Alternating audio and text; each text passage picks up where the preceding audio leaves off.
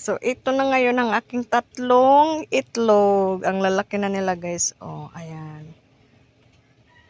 Yan, si Mochi, yung may damit. Yung nasa gitna, si Goya.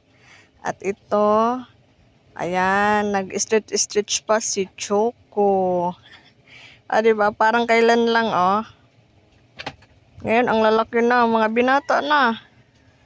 Ayan. Yung nasa dulo, ayun, andun yung, yung pusang kulay orange. Binabantayan nila eh. Ayun, nasa loob ng, nasa loob ng karton. Ayan. Habang andito sila, ayan. Andun yung mga malilit doon. Kinukulit nila. Ewan ko ba itong mga ito.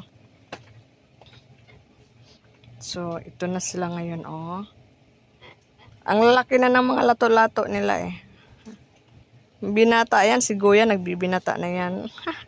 Nanliligaw na yan si Guya. Ayan, sa gitna, yung may color na red. Yung may damit si Mochi. Si Choco, hindi na dinamitan kasi hindi na magkasya. Ah, diba? Ganito lang sila. Ganito lang kasimple ang buhay nila. Ayun o, chill-chill lang. O, diba? Tingnan mo nga si Guya. Sarap ng buhay eh. Wala nang inintindihan. Kundi kumain, gumala, matulog. Ayun lang. Diba? Hoy mga mga tatlong itlog. Hoy. Hoy, harap kayo dito dali. Ayan o. Oh, nako. Gwapo mo naman, Guya. Guya, ang gwapo ni Guya oh. Diba? Ayan si Mochi.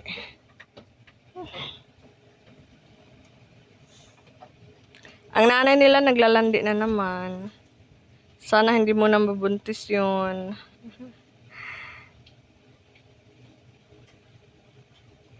Choco! Ayan o, alam niya yung pangalan niya eh. Guya! Mochi! Ayan o. Ang gagwapo ng tatlong ko. Ang tatlong itlog. Ang gagwapo ninyo. Yan lang ang buhay nila. Tambay-tambay. Ayan, lumayas na si Choco.